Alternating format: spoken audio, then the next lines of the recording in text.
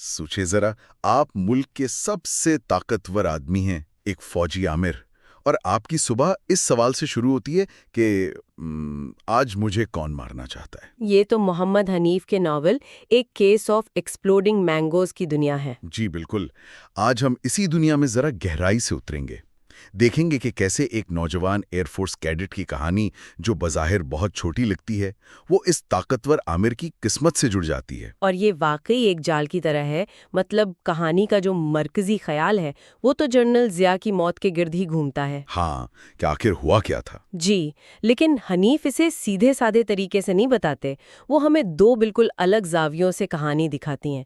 एक तरफ अली शिगरी है, एक नौजवान कैडेट जो अपने ही उसूलों पर चलता है। बिल्कुल, और दूसरी तरफ खुद जनरल जिया, जो अपनी ही बनाई हुई दुनिया में एक तरह से कैद हैं।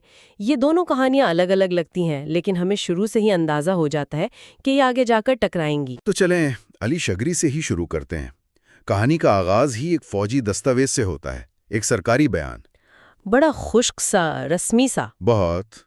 अली ने अपने रूममेट उबैदुल्ला यानी बेबीओ की गुमशुदगी पर जो बयान दिया है, मैं जूनियर अंडर ऑफिसर अली शिगरी वल्दे मरहूम कर्नल कली शिगरी हल्फन बयान करता हूँ। मतलब ये जुबान ही ऐसी है जो शख्सियत को छुपाने के लिए बनी है। और इसी रस्मी बयान में तंज की पहली चुटकी है। अली बताता है कि उसने उबैद की अलमारी से एक नज्म गायब देखी, पर उसकी रिपोर्ट नहीं की।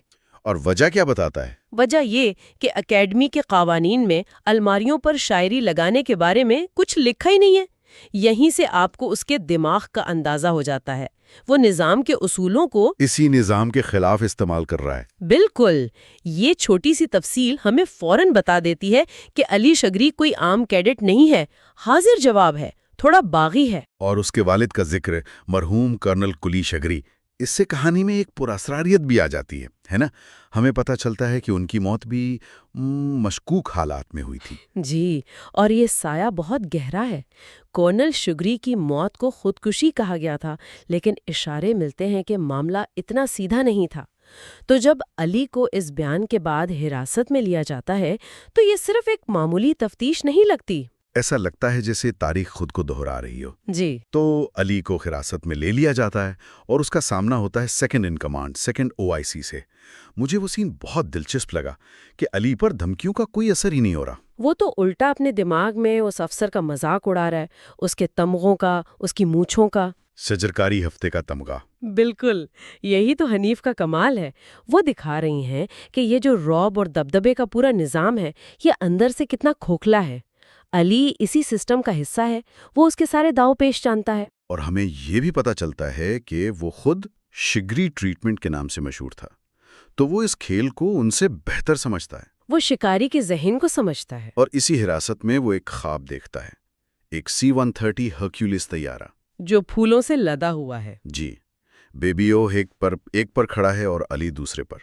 ये ख्वाब तो सीधा सीधा आने वाले वाक़यात की तरफ इशारा लगता है ना। ये सिर्फ इशारा नहीं है, ये कहानी में एक तनाव पैदा करने का बहुत होशियार तरीका है।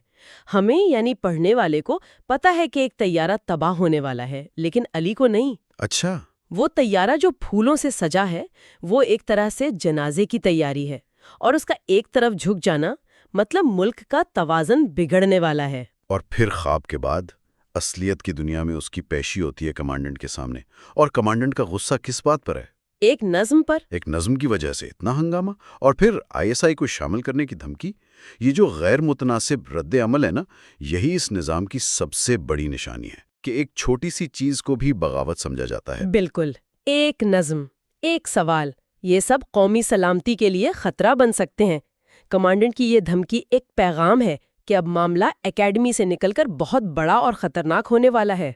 तो एक तरफ अली शिगरी उस सेल में है, और दूसरी तरफ आर्मी हाउस में मुल्क का सबसे ताकतवर शख्स अपने हाल से खौफजदा है।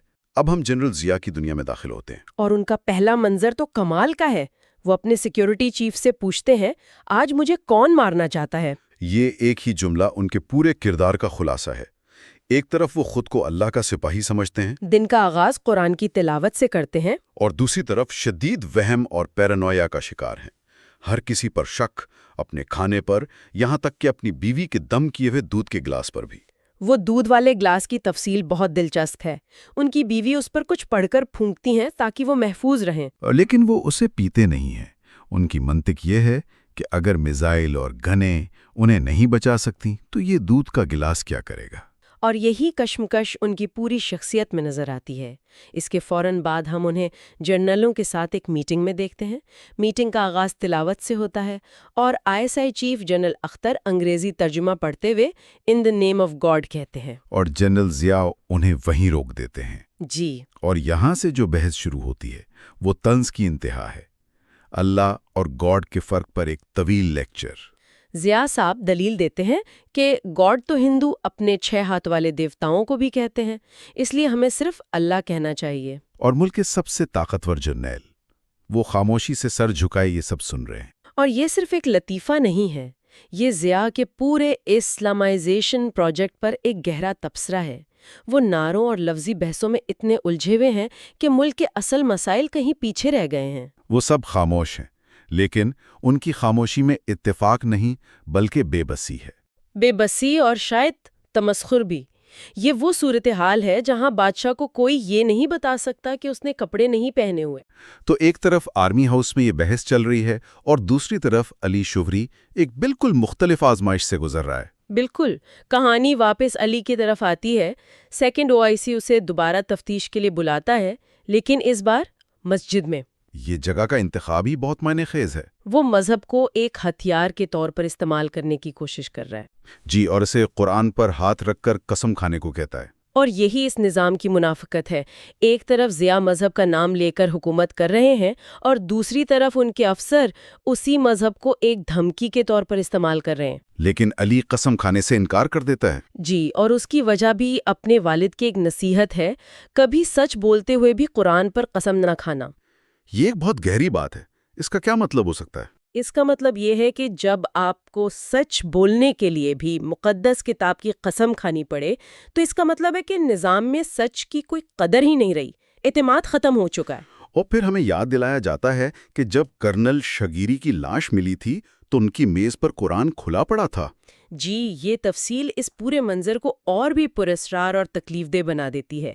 علی کا انکار صرف ایک حکم عدولی نہیں بلکہ اس پوری منافقت کو مسترد کرنا ہے۔ یہاں یہ بھی واضح ہوتا ہے کہ کہانی میں بین الاقوامی کھلاڑی بھی شامل ہیں۔ امریکی سفیر آرنلڈ رافائل اور CIA چیف کا ذکر آتا ہے۔ ہاں، جنرل اختر انہیں ہمارے امریکی دوست کہتے ہیں، جس میں ایک واضح طنز چھپا ہے۔ یہ اس بات کا اشارہ ہے کہ یہ صرف پاکستان کی اندرونی کہانی نہیں ہے۔ اس وقت افغانستان کی جنگ بھی عروج پر تھی۔ جی، پاکستان اور امریکہ قریبی اتحادی تھے، لیکن اس اتحاد میں بھی شک اور سازش کے عناصر موجود تھے۔ حنیف ہمیں بتا رہی ہیں کہ جنرل ضیاء کو صرف اندرونی دشمنوں کا ہی خوف نہیں تھا بلکہ وہ اپنے دوستوں سے بھی محتاط تھے۔ تو پہلے باب کے اختتام تک اسٹیج پوری طرح سے تیار ہو چکا ہے۔ ہمارے پاس 2 مرکزی کردار ہیں، علی شیگری اور جنرل ضیاء۔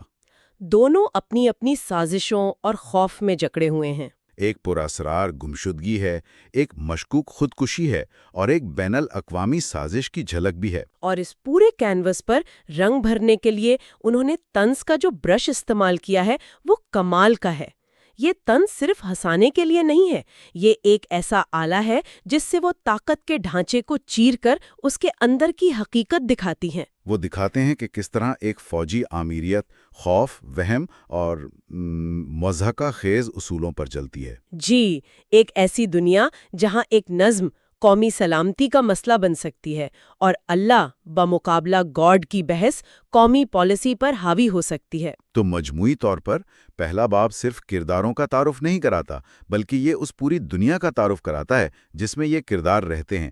ایک ایسی دنیا جہاں حقیقت اور افواہ میں فرق کرنا تقریباً ناممکن ہے۔ بالکل، اور یہی اس ناول کی سب سے بڑی طاقت ہے۔ یہ آپ کو ہنساتا بھی ہے اور سوچنے پہ مجبور بھی کرتا ہے۔ اس پوری گفتگو کے بعد ایک سوال ذہن میں آتا ہے جس پر سوچا جا سکتا ہے۔ جب ایک ریاست میں سرکاری بیانیہ اور اصل حقیقت میں زمین آسمان کا فرق ہو تو ایک فرد سچ اور سازش میں کیسے فرق کر سکتا ہے؟ اور کیا اس ماحول میں طنزی سچ بولنے کا واحد محفوظ ذریعہ رہ جاتا ہے؟ تو پچھلی بار ہم نے بات کی تھی ایک نوجوان کیڈٹ علی شیگری کی جو فوجی اکیڈمی کی دیواروں کے پیچھے تھا۔ جی، لیکن آج ہم اس اکیڈمی سے نکل کر سیدھا چلتے ہیں اقتدار کے بالکل مرکز میں۔ تاریخ ہے 15 جون 1988 اور ہمارے سامنے ہے جنرل محمد ضیاء الحق۔ بالکل، اور یہ جو باب 2 ہے نا، یہ ایک طرح سے یہ کوئی سیاسی تاریخ نہیں ہے، یہ ایک نفسیاتی پورٹریٹ ہے۔ ہاں، ہمارا مقصد بھی یہی ہے کہ اس شخص کی ذہنیت کو سمجھیں، اس کی صبح کیسی ہوتی تھی، وہ طاقت کو کیسے دیکھتے تھے۔ اور یہ ذرائع ہمیں پردے کے پیچھے لے جاتے ہیں، ایک ایسی جگہ جہاں بہت کم لوگوں کی رسائی تھی۔ تو چلیں یہیں سے شروع کرتے ہیں۔ آرمی ہاؤس راولپنڈی، ایک پرانی نو آبادیاتی کوٹھی۔ دلچسپ بات یہ ہے کہ اسلام آباد میں ایک نیا شاندار پریزیڈنٹ ہاؤس تیار تھا۔ جی بالکل تیار تھا، لیکن وہ وہاں نہیں گئے۔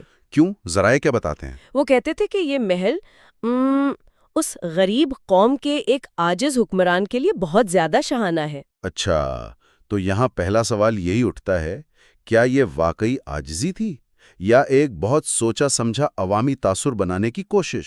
یہی تو اس باب کا مرکزی نقطہ ہے۔ بظاہر تو یہ عاجزی لگتی ہے، لیکن جب ہم تفصیلات میں جاتے ہیں تو تصویر بہت پیچیدہ ہو جاتی ہے۔ اچھا، جیسے کہ؟ دیکھیں، وہ جس کمرے میں سوتے ہیں وہاں فوج کا دیا ہوا ایک سادہ سا بستر ہے، ان کی بیوی ان کے ساتھ ہیں، مطلب ایک بہت ہی عام گھریلو سا منظر ہے۔ ٹھیک ہے۔ لیکن پھر ایک تفصیل آتی ہے جو سب کچھ بدل دیتی ہے۔ ان کے بستر کے پاس میز پر رکھا ہوا دودھ کا ایک گلاس۔ دودھ کا گلاس؟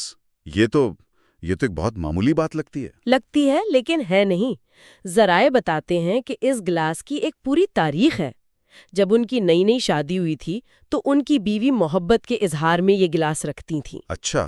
کچھ سالوں بعد جب وہ فوج میں اپنے دوستوں کے ساتھ دیر تک محفلیں جماتے تھے تو یہی دودھ صبح کے خمار کا علاج بن گیا۔ اور اب 1988 کی اس صبح میں؟ اب اس کا مطلب کچھ اور ہی تھا۔ اب یہ ایک تعویذ بن چکا تھا۔ ایک تعویذ؟ مطلب میں سمجھا نہیں۔ مطلب یہ کہ اب وہ اسے پیتے نہیں تھے۔ پیتے نہیں تھے؟ نہیں، انہیں شبہ تھا، ایک وہم تھا کہ ان کے دشمن انہیں زہر دے سکتے ہیں۔ تو ان کی بیوی ہر رات یہ گلاس رکھتی تھی تاکہ اگر کوئی زہر ملانے کی کوشش کرے تو وہ اس دودھ میں ملائے جسے وہ پیتے ہی نہیں۔ یہ تو دماغ ہلا دینے والا تضاد ہے۔ ایک شخص جو پورے ملک کو کنٹرول کر رہا ہے، وہ اپنے ہی گھر میں ایک گلاس دودھ پہ بھروسہ نہیں کر سکتا۔ بالکل، محبت کی علامت سے شروع ہو کر یہ گلاس اب ان کے گہرے عدم تحفظ اور وہم کی علامت بن چکا تھا۔ تو بظاہر وہ سب سے طاقتور ہیں لیکن اندر سے بے حد خوف زدہ۔ جی، اور یہ تضاد اس وقت اور بھی گہرا ہو جاتا ہے جب منظر بدلتا ہے۔ صحیح۔ کیونکہ اس ذاتی تقریباً کمزور نظر آنے والی تصویر کے فوراً بعد ذرائع ہمیں ایک بالکل مختلف جگہ لے جاتے ہیں۔ آرمی ہاؤس کے اسی گھر میں ایک میٹنگ روم میں، جہاں ملک کے سب سے طاقتور جرنیل ان کا انتظار کر رہے ہیں۔ جی۔ اور یہاں ایک بالکل مختلف ضیاء ہمارے سامنے آتے ہیں۔ میٹنگ شروع ہوتی ہے، لیکن کسی فوجی معاملے سے نہیں بلکہ تلاوت قرآن پاک سے۔ ہاں، اور ذرائع بتاتے ہیں کہ اس سے جرنیلوں میں ایک عجیب سی بے چینی پھیل جاتی ہے۔ بے چینی؟ وہ کیوں؟ دیکھیں، ان جرنیلوں کی تربیت ایک الگ ماحول میں ہوئی تھی۔ برطانوی روایات والی فوج، پریڈ، فوجی مشقیں، رات کی ضیافتیں، ان کے لیے یہ مذہبی مباحثے، یہ سب کچھ بہت نیا اور غیر آرام دہ تھا۔ اچھا۔ لیکن بات صرف تلاوت پر ختم نہیں ہوتی۔ اس کے بعد وہ اللہ اور گاڈ کے فرق پر ایک پورا لیکچر شروع کر دیتے ہیں۔ یہ تو بہت ہی غیر معمولی بات ہے نا؟ بہت غیر معمولی۔ آخر ایک فوجی میٹنگ میں اس قسم کی مذہبی بحث کا کیا مقصد ہو سکتا ہے؟ ان کا رد عمل خاموش تھا، لیکن ذرائع کے مطابق بہت شدید تھا۔ وہ ایک دوسرے کو کنکھیوں سے دیکھ رہے تھے، شاید سوچ رہے تھے کہ یہ ہو کیا رہا ہے۔ تو یہ کوئی مذہبی درس نہیں تھا؟ نہیں، یہ طاقت کا کھلا مظاہرہ تھا۔ ضیاء انہیں یہ بتا رہے تھے کہ پاکستان کی فوج اب پرانی سیکولر مغربی فوج نہیں رہی، یہ اب ایک اسلامی فوج ہے۔ اور اس کے نظریاتی رہنما وہ خود ہیں؟ بالکل، وہ اللہ کو ایک مکمل ضابطۂ حیات اور گاڈ کو صرف ایک تجریدی تصور قرار دے کر دراصل دو مختلف عالمی نظاموں کا فرق واضح کر رہے تھے۔ ذرائع میں تو وہ دوسرے مذاہب کی مثالیں بھی دیتے ہیں، جیسے وہ کہتے ہیں کہ یہودی موسیٰ کو تقریباً اپنا خدا کہنے کے قریب ہیں اور ہندوؤں کے 6 بازوؤں والے بھگوان ہیں۔ جی، وہ ان مثالوں سے کیا ثابت کرنا چاہ رہے تھے؟ کیا یہ کوئی گہری سیاسی چال تھی؟ اگر ہم اسے بڑی تصویر میں دیکھیں تو یہ ایک بہت گہری چال تھی۔ وہ صرف لیکچر نہیں دے رہے تھے، وہ پوری پاکستانی ریاست اور فوج کی شناخت کو از سر نو تشکیل دے رہے تھے۔ اچھا، وہ فوج کی برطانوی نوآبادیاتی جڑوں کو کاٹ کر اسے ایک مخصوص کٹر اسلامی نظریے پر کھڑا کرنا چاہتے تھے، اور خود کو اس نظریے کا سب سے بڑا محافظ اور شارح بنا کر پیش کر رہے تھے۔ اور سب سے اہم بات، جرنیل خود کیا سوچ رہے تھے؟ کیا وہ ان کی باتوں سے متاثر ہو رہے تھے؟ ذرائع یہاں ایک بہت ہی دلچسپ بات بتاتے ہیں۔ کیا؟ جرنیلوں میں سے ایک، جو ان کے بہت قریب سمجھا جاتا تھا، وہ اپنے ذہن میں سوچتا ہے کہ ضیاء ایک بڑبولا بے وقوف ہے۔ بڑبولا بے وقوف؟ جی، یہ ایک چھوٹا سا جملہ ہے لیکن یہ بہت کچھ بتاتا ہے۔ یہ کمانڈر ان چیف اور اس کے اعلیٰ ترین کمانڈروں کے درمیان ایک گہری خلیج کو ظاہر کرتا ہے۔ مطلب وہ انہیں ایک شاطر سیاستدان تو مانتے تھے، لیکن کوئی عالم یا دانشور نہیں مانتے تھے۔ ہرگز نہیں۔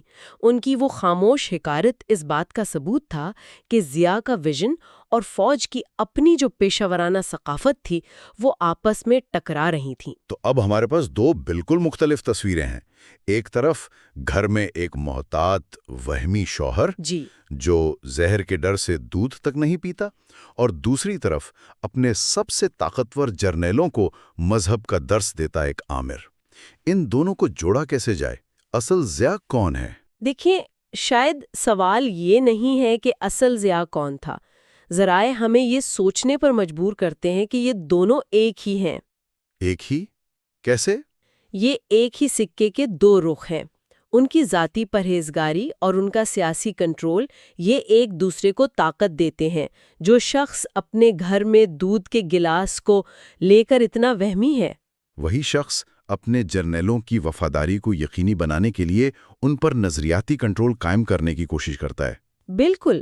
خوف اور کنٹرول، یہ دو چیزیں ان کی شخصیت کے بنیادی ستون ہیں۔ یہ تو بہت گہری بات ہے۔ یعنی ان کا ہر ذاتی عمل ایک سیاسی معنی رکھتا تھا، اور ہر سیاسی چال ان کی ذاتی شخصیت سے جڑی تھی۔ جی، ان کا گھر میں سادگی سے رہنا بھی ایک سیاسی پیغام تھا کہ میں عوام میں سے ہوں۔ ان کا جرنیلوں کو لیکچر دینا صرف مذہبی جذبہ نہیں تھا، بلکہ اپنی طاقت کو مضبوط کرنے کا ایک طریقہ تھا۔ تو ان کی ذاتی پرہیزگاری ان کے سیاسی مشن کو جواز فراہم کرتی تھی۔ جو بنتا ہے، وہ فوج کو ایک پیشاور ادارے سے ایک نظریاتی تحریک میں بدلنا چاہتے تھے، جس کے وہ خود امیر ہوں۔ جی۔ تو آج ہم نے اقتدار کے سب سے اونچے زینے سے منظر دیکھا۔ یہ ایک ایسے رہنما کا پورٹریٹ ہے جس کی ذاتی زندگی، مذہبی عقائد اور سیاسی حکمت عملی آپس میں اس طرح جڑے ہوئے تھے کہ انہیں الگ کرنا ناممکن ہے۔ بالکل، وہ اپنے دن کا آغاز وہم اور نماز سے کرتے ہیں، اور پھر اسی ذہنیت کے ساتھ اپنے جرنیلوں کی میٹنگ کی صدارت کرتے ہیں، اور دونوں کو طاقت کے اوزار میں بدل دیتے ہیں۔ اور جرنیل حیران اور خاموش بیٹھے رہ جاتے ہیں، شاید اس کی ذہنی حالت پر بھی سوال اٹھاتے ہیں اور اس کی ذہانت پر بھی۔ تو یہ باب ایک بنیادی تصادم کی بنیاد رکھتا ہے۔ جی، اور یہ تصادم صرف عوام اور حکمران کے درمیان نہیں ہے، بلکہ خود اس ادارے کے اندر ہے جس کی وہ کمان کر رہے ہیں۔ اختلاف کے بیج وہ عوامی جلسوں میں نہیں، بلکہ اسی میٹنگ کے میز کے گرد ان کے اپنے کمانڈروں کی خاموش سوچوں میں بوئے جا رہے ہیں۔ بالکل۔ ذرائع ہمیں دکھاتے ہیں کہ جنرل ضیاء کس طرح اپنے ملک کی شناخت کو، اس کے بیانیے کو بہت احتیاط سے لفظ بے لفظ تشکیل دے رہے تھے۔ جی، اور یہ ہمیں ایک بہت ہی اہم اور شاید کچھ پریشان کن سوچ کے ساتھ چھوڑ جاتا ہے۔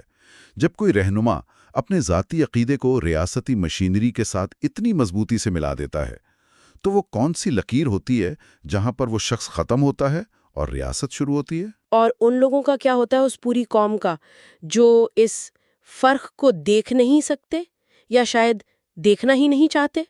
تو آج کی ہماری گفتگو کا مرکز ہے ایک نوجوان ایئر فورس کیڈٹ علی شگری، جو ایک سیل میں قید ہے۔ جی، اور بظاہر تو لگتا ہے کہ معاملہ صرف ایک لاپتہ دوست عبید کا ہے، لیکن ایسا ہے نہیں، ہے نا؟ بالکل نہیں۔ جیسے جیسے ہم اس میں گہرائی میں جاتے ہیں تو یہ کہانی فوجی زندگی کے، آپ کہہ لیں، نفسیاتی دباؤ، یادوں اور کچھ بہت ہی عجیب پہلوؤں کو سامنے لاتی ہے۔ اچھا، تو آج ہم جس باب کا جائزہ لے رہے ہیں یہ ایک ناول سے لیا گیا ہے۔ جی، یہ ایک طنزیہ اور مزاحیہ ناول کا تیسرا باب ہے۔ اور ہمارا مقصد صرف واقعات دہرانا نہیں بلکہ شگری سے جو تفتیش ہو رہی ہے اور اس کی یادیں۔ جی اور اس کی یادوں کے ذریعے یہ سمجھنا ہے کہ عبید کے ساتھ اس کا اصل رشتہ کیا تھا۔ تو آئیے شروع کرتے ہیں۔ کہانی کا آغاز ہی ایک بہت شدید منظر سے ہوتا ہے۔ مسجد میں جی مسجد میں، جہاں سیکنڈ ان کمانڈ یعنی 2 OIC شگری پر دباؤ ڈالتا ہے کہ وہ قرآن پر ہاتھ رکھ کر قسم کھائی اور شگری وہ صاف انکار کر دیتا ہے۔ یہ بہت بڑی بات ہے۔ کیوں کرتا ہے وہ ایسا؟ وہ اپنے والد کرنل شگری کی نصیحت کا حوالہ دیتا ہے۔ کہ سچ بولتے وقت بھی قرآن پر قسم کبھی مت کھانا۔ بالکل، اور اس کے والد کا کردار خود بڑا کیا کہیں گے پیچیدہ ہے۔ ایک طرف تو انہیں روحانی آدمی بتایا گیا ہے اور دوسری طرف وسکی بھی پیتے تھے۔ جی، اور ان کی موت بھی کافی عجیب حالات میں ہوئی، چھت کے پنکھے سے لٹک کر اور میز پر قرآن کھلا پڑا تھا۔ یہ تضاد بہت اہم ہے۔ یہ تو پورے نظام پر ایک سوالیہ نشان ہے۔ صحیح، اور اسی نصیحت کی وجہ سے شگری ایک چال چلتا ہے۔ وہ ISI کی تفتیش سے بچنے کے لیے خود مدد کی پیشکش کرتا ہے نا؟ جی، وہ سیکنڈ OIC سے کہتا ہے کہ میں خود عبید کو تلاش کرنے میں مدد کروں گا۔ تو ایک طرف یہ ذہنی دباؤ اور دوسری طرف تنہائی، بالکل، اسے سیل میں ایک پرانا ریڈرز ڈائجسٹ دیا جاتا ہے۔ اور وہ اس میں ہیومر ان یونیفارم جیسے مضامین پڑھتا ہے جو اس کی اپنی حالت پر ایک طنز کی طرح ہیں۔ جی، اور وہیں وہ اسکیپ فرام کولڈٹس کا مضمون پڑھتے ہوئے ماضی میں کھو جاتا ہے۔ اور اسے عبید کی پہلی ملاقات یاد آتی ہے۔ کیا آمد تھی اس کی! لاجواب، مطلب وہ جعلی لیوائس، ایک چمکدار سلک کی شرٹ، اور گلاب کے ڈیزائن والا رومال، وہ باقی کیڈٹ سے بالکل ہی مختلف لگ رہا تھا۔ اور اس کی قیمت اسے فوراً چکانی پڑتی ہے۔ جی، سر ٹونی نامی انسٹرکٹر اس کی سب کے سامنے بہت بری طرح تذلیل کرتا ہے۔ اسے بیلٹ سے مارا جاتا ہے اور وہ رومال اس کے منہ میں ٹھونس دیا جاتا ہے۔ یہ ایک بہت ہی تکلیف دہ منظر ہے کیونکہ یہ صرف جسمانی تشدد نہیں ہے۔ یہ اس کی انفرادیت کو کچلنے کی کوشش ہے۔ بالکل، یہ پیغام دیا جا رہا ہے کہ یہاں فرق کی کوئی گنجائش نہیں۔ لیکن پھر کہانی ایک ایسا موڑ لیتی ہے جس کی کوئی توقع ہی نہیں کر رہا ہوتا۔ جی، جب عبید کے کپڑے اتارے جاتے ہیں تو ایک راز کھلتا ہے۔ اس نے سلک کے بریفز پہنے ہوئے تھے اور صرف یہی نہیں، ان کی کمر پر چھوٹے چھوٹے کڑھائی والے دل بنے ہوئے تھے۔ ایک ایئر فورس اکیڈمی کے سخت ماحول میں۔ یہ تو ناقابل یقین ہے۔ اس کا کیا مطلب ہو سکتا ہے؟ یہی تو اس باب کا مرکزی نقطہ ہے۔ یہ چھوٹی سی تفصیل عبید کے کردار کو بے حد پراسرار بنا دیتی ہے۔ یہ صرف ایک ڈیزائن نہیں ہے۔ تو خلاصہ یہ ہے کہ شگری 2 محاذوں پر پھنس گیا ہے۔ ایک طرف نظام کی تفتیش اور دوسری طرف عبید کے ساتھ اس کی وفاداری اور ان الجھی ہوئی یادوں کا بوجھ۔ صحیح۔ تو یہ باب صرف یہ سوال نہیں اٹھاتا کہ عبید کہاں ہے، بلکہ یہ بھی کہ وہ تھا کون؟ وہ کڑھائی والے دل، کیا وہ صرف اس کی انوکھی شخصیت کی علامت تھے؟ یا شگری کے ساتھ اس کے رشتے کا کوئی گہرا اشارہ؟ جی، کہانی ہمیں سوچ میں ڈال کر چھوڑ دیتی ہے۔ اور آخر میں ایک سوال میرے ذہن میں بھی آ رہا ہے۔ جی، ایک ایسے نظام میں جو مکمل اطاعت کا مطالبہ کرتا ہے، عبید جیسی انفرادیت، کیا وہ بغاوت ہے، بے وقوفی یا کچھ اور؟ اور یہ صورتحال شگری جیسے شخص کو جو نظام کو سمجھتا ہے کیا بننے پر مجبور کرتی ہے؟ ایک وفادار سپاہی، ایک باغی، یا ان دونوں کے بیچ میں کچھ اور؟ آج ہم ناول کے چوتھے باب پر بات کر رہے ہیں، اور اس میں ایک سوال ہے جو شروع سے ہی ذہن میں بیٹھ جاتا ہے۔ جی، ملک کا سب سے طاقتور شخص اپنے سیکیورٹی چیف سے پوچھتا ہے، مجھے کون مارنا چاہتا ہے؟ اور یہ سوال دیکھیں کسی عام جگہ پر نہیں پوچھا جا رہا، یہ آرمی ہاؤس کے اندر کی بات ہے جہاں کوڈ ریڈ لگا ہوا ہے۔ یعنی ایک مکمل لاک ڈاؤن۔ بالکل۔ تو ایک طرح سے وہ شخص پہلے ہی ایک سنہرے پنجرے میں قید ہے۔ یہ سوال معلومات کے لیے نہیں بلکہ اس گھٹن کا اظہار ہے۔ باب شروع بھی تو بہت ڈرامائی انداز میں ہوتا ہے نا، جنرل ضیاء قوم سے خطاب کی مشق کر رہے ہیں۔ ہاں، اور وہ اپنی لائنیں بار بار بھول رہے ہیں۔ ان کی بے چینی بالکل صاف نظر آتی ہے، اور پھر اچانک وہ سب کچھ روک کر بریگیڈیئر TM کی طرف مڑتے ہیں اور یہ سوال کرتے ہیں۔ جی، ایسا لگتا ہے جیسے یہ سوال ان کے اندر پک رہا تھا اور بس باہر آ گیا۔ وہ جواب سے زیادہ شاید تسلی چاہتے تھے۔ صحیح، اور جب بریگیڈیئر کوئی تسلی بخش جواب نہیں دے پاتے تو گفتگو ایک بہت ہی دلچسپ موڑ لیتی ہے۔ ہاں، اور یہاں سے ہمیں اس نظام کی اصل نفسیات کا اندازہ ہونا شروع ہوتا ہے۔ جی، بات آتی ہے ان کے ذاتی محافظوں کی۔ ہمیں پتہ چلتا ہے کہ انہیں ہر 6 ہفتے بعد تبدیل کر دیا جاتا ہے۔ ہر 6 ہفتے؟ اور وجہ؟ وجہ اس سے بھی زیادہ عجیب ہے۔ وجہ یہ کہ ان کے ذہن میں کوئی خیالات نہ آ جائیں۔ خیالات، اور صرف یہی نہیں، ان کی چھان بین اس بنیاد پر ہوتی ہے کہ وہ خبریں پڑھنے والے یعنی نیوز جنکی تو نہیں۔ یہ بات تو ذہن کو ہلا دیتی ہے، یعنی ایک پڑھا لکھا باخبر محافظ گولی چلانے والے دشمن سے زیادہ بڑا خطرہ ہے۔ بالکل، یہاں خوف قاتل سے زیادہ اس کے پیچھے کے خیال سے ہے۔ بریگیڈیئر کا فلسفہ یہ ہے کہ جو شخص سوچے گا وہ آپ اور گولی کے بیچ میں نہیں آئے گا۔ تو پھر تو اس حکومت کی بنیاد ہی بہت کمزور ہوئی، مطلب سب سے بڑا خطرہ علم اور معلومات ہیں۔ ظاہر ہے، یہ اس بات کا ثبوت ہے کہ علم وہ طاقت ہے جسے کوئی آمریت مکمل طور پر کنٹرول نہیں کر سکتی، اسی لیے وہ اس سے ڈرتے ہیں۔ اچھا، اب ذرا بریگیڈیئر ٹی ایم پر بات کرتے ہیں، جو یہ سب کچھ سن رہے ہیں اور اپنے اندر کچھ اور ہی سوچ رہے ہیں۔ جی، ناول نگار ہمیں ان کے خیالات تک بھی رسائی دیتا ہے۔ اور وہ سوچتے ہیں کہ وہ خوف کو سونگھ سکتے ہیں۔ ہاں، جیسے قصائی سے پہلے بکریوں میں محسوس کیا جا سکتا ہے۔ کیا تشبیہ ہے! یہ صرف خوف کی بات نہیں ہے، یہ اس بے بسی کی بات ہے جو طاقت کے سب سے اونچے مقام پر بھی محسوس ہوتی ہے۔ بریگیڈیئر ایک پروفیشنل کی طرح اپنے باس کی نفسیات کا تجزیہ کر رہے ہیں۔ تو کیا یہ واقعی خالص خوف ہے یا یہ ایک آمر کے چال بھی ہو سکتی ہے، اپنے ماتحت کو ہمیشہ دباؤ میں رکھنے کا ایک طریقہ؟ بہت اہم نکتہ ہے، میرے خیال میں یہ دونوں چیزوں کا ایک مرکب ہے۔ اچھا، دیکھیں، آمرانہ نظاموں میں حکمران کا حقیقی خوف ہی اس کا سب سے بڑا ہتھیار بن جاتا ہے۔ وہ اپنی بے اعتمادی کو دوسروں پر کنٹرول قائم کرنے کے لیے استعمال کرتا ہے۔ تو جو خوف وہ محسوس کر رہے ہیں وہ اصلی ہے۔ وہ اصلی ہے، لیکن اس کا اظہار ایک پرفارمنس بھی بن جاتا ہے تاکہ ان کے ارد گرد موجود ہر شخص خوفزدہ اور محتاط رہے۔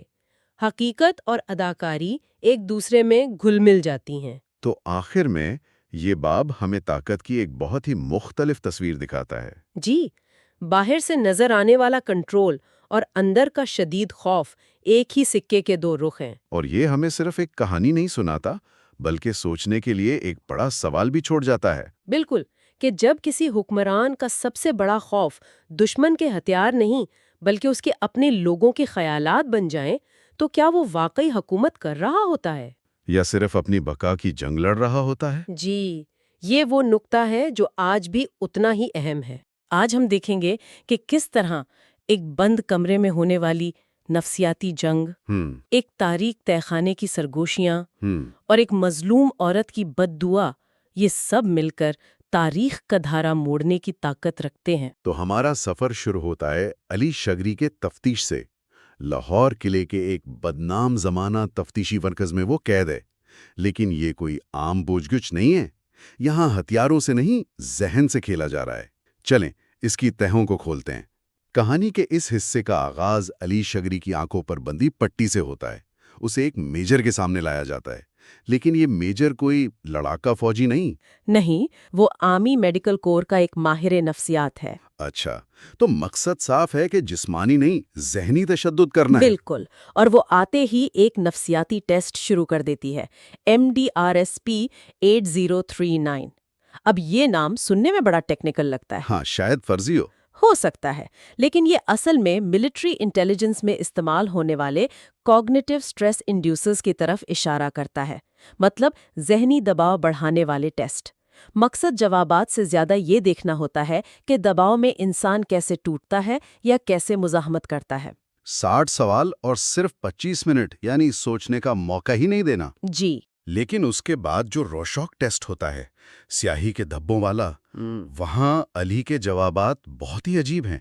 ایک دھبے کو وہ کہتا ہے لومڑی کا کٹا ہوا سر، ایک اور کو فوجی بوٹ، اور ایک کو پلیٹ میں آملیٹ۔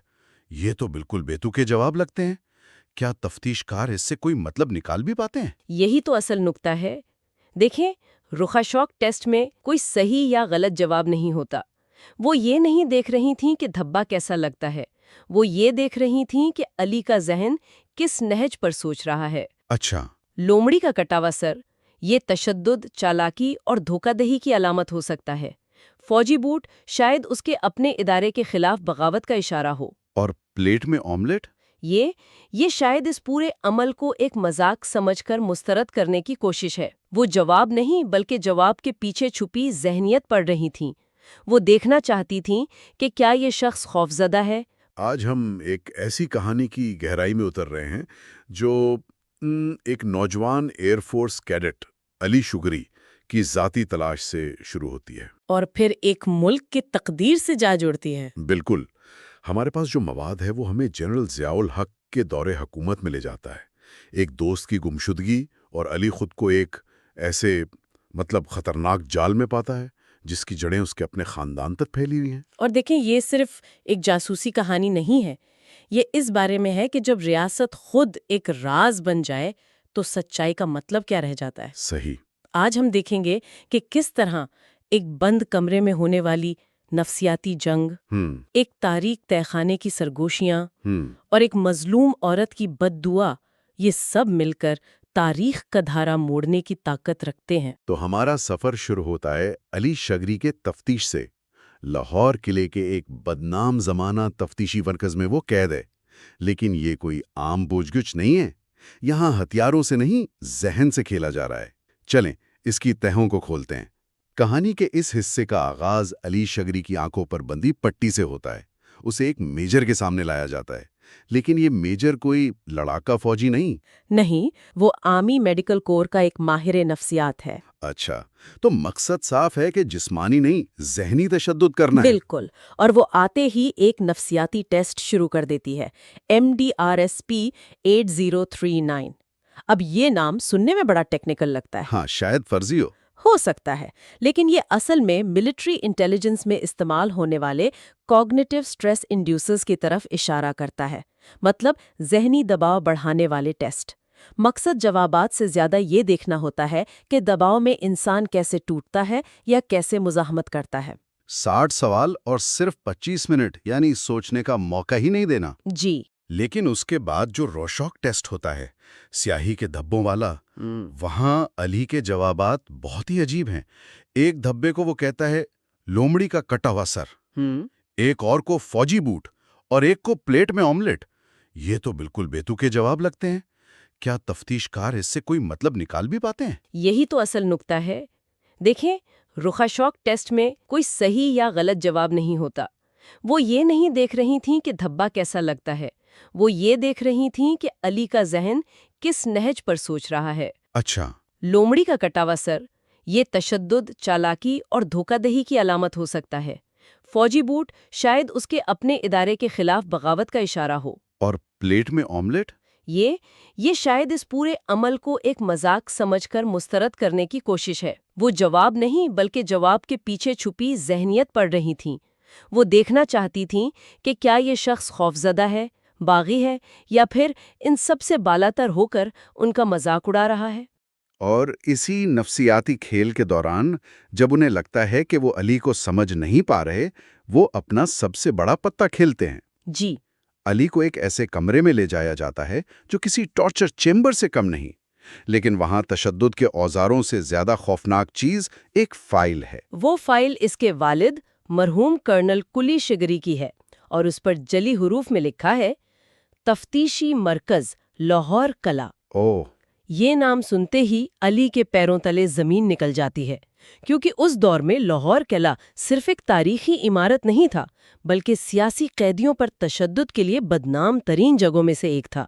یہ نام سننا ہی اپنے آپ میں ایک ذہنی اذیت تھی۔ ایک منٹ، تو جس باپ کو وہ ہیرو سمجھتا تھا، اسی نے وہ ٹارچر سیل بنوایا تھا اور وہ اسے چلاتا بھی تھا۔ جی، یہی انکشاف ہوتا ہے۔ یہ تو کسی بھی بیٹے کے لیے ناقابل یقین صدمہ ہوگا۔ اس انکشاف کے بعد تو کہانی کی سمت ہی بدل جاتی ہے نا؟ بالکل بدل جاتی ہے۔ یہ وہ لمحہ ہے جہاں علی کی ذاتی تلاش ایک قومی المیے سے جڑ جاتی ہے۔ اس کا باپ، جو اس کے لیے قربانی کی علامت تھا، وہ دراصل ریاست کے جبر کا ایک پرزہ تھا۔ یہاں کہانی کا اصل کمال یہ ہے کہ وہ ہیرو اور ولن کی لکیر کو ہی مٹا دیتی ہے۔ کرنل شگری کا کردار اس بات کی نشاندہی کرتا ہے کہ کس طرح ریاست اپنے افسران کو ظلم کرنے کا اختیار دیتی ہے اور پھر انہی کے اعمال کو انہی کی ذاتی کمزوری بنا کر پیش کرتی ہے۔ صحیح۔ یہ فرد کا نہیں بلکہ پورے سسٹم کا المیہ ہے۔ علی اب صرف اپنے دوست کا قاتل نہیں ڈھونڈ رہا، وہ اپنے باپ کی روح کے اندر چھپے ہوئے راکشس کو سمجھنے کی کوشش کر رہا ہے۔ تو ہم نے دیکھا کہ ریاست پہلے ذہن پر حملہ کرتی ہے، لیکن جب نفسیاتی کھیل ناکام ہو جائے یا ایک ایسی تلخ سچائی سامنے آ جائے جو سب کچھ بدل دے، تو اگلا قدم کیا ہوتا ہے؟ مکمل تنہائی۔ جی، کہانی کا اگلا حصہ ہمیں جسمانی قید کے ذریعے ذہنی اذیت کی ایک اور سطح پر لے جاتا ہے۔ نفسیاتی جانچ کے بعد علی کو لاہور کے لے کے ایک قدیم مکمل تاریک تہخانے میں پھینک دیا جاتا ہے۔ مغل دور کی کوئی کوٹری، جہاں نہ روشنی ہے، نہ آواز، نہ وقت کا احساس۔ یہ حواس خمسہ پر حملہ ہے۔ مقصد یہ ہوتا ہے کہ انسان کو اس کی اپنی ذات کے اندر قید کر دیا جائے، جہاں اس کے خوف ہی اس کے سب سے بڑے دشمن بن جائیں۔ لیکن اسی مکمل خاموشی اور تاریکی میں اسے دیوار سے ایک کھٹکے کی آواز آتی ہے، دیوار کی ایک ڈھیلی اینٹ، اور اس کے ذریعے وہ اپنے پڑوسی قیدی سے رابطہ قائم کر لیتا ہے۔ اور یہ پڑوسی قیدی اس کہانی میں جبر کی ایک زندہ مثال ہے۔ وہ بتاتا ہے کہ وہ آل پاکستان سویپرز یونین کا سیکریٹری جنرل ہے اور پچھلے 9 سال سے یہاں قید ہے۔ 9 سال سے؟ بغیر کسی مقدمے کے؟ بغیر کسی مقدمے، بغیر کسی ثبوت کے۔ الزام صرف اتنا تھا کہ وہ جنرل ضیاء کے خلاف ایک سازش کا حصہ تھا۔ 9 سال ایک انسان کی زندگی سے یوں ہی مٹا دیے گئے۔ یہ تو خود ایک خوفناک حقیقت ہے، لیکن اصل جھٹکا تو اس کے بعد لگتا ہے جب علی اس سے پوچھتا ہے کہ اس سے تفتیش کس نے کی تھی، تو وہ ایک نام لیتا ہے۔ ایک ایسا نام جو علی کی دنیا کو ہمیشہ کے لیے تباہ کر دیتا ہے۔ وہ کہتا ہے مجھ سے تفتیش کرنے والا ضیاء کا دایاں ہاتھ کرنل شگری تھا۔ اس نے میرے اعضائے مخصوصہ پر بجلی کے تار لگائے تھے۔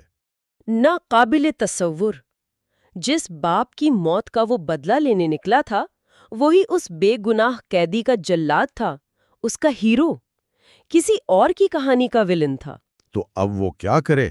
یہ انکشاف علی کو اس اخلاقی دوراہے پر لا کھڑا کرتا ہے کہ انصاف کس کے لیے مانگا جائے، اپنے باپ کی موت کا یا اس قیدی پر ہوئے ظلم کا؟ آپ نے بہت اہم نکتہ اٹھایا ہے۔ یہ لمحہ کہانی کو ایک سادہ انتقام کی داستان سے اٹھا کر اخلاقیات کی ایک پیچیدہ بحث میں بدل دیتا ہے۔ اب علی کا مقصد صرف سچ جاننا نہیں رہا، بلکہ یہ سمجھنا ہے کہ سچائی کی نوعیت کیا ہے۔ مطلب کیا ایک شخص بے وقت ایک محبت کرنے والا باپ اور ایک بے رحم جلاد ہو سکتا ہے؟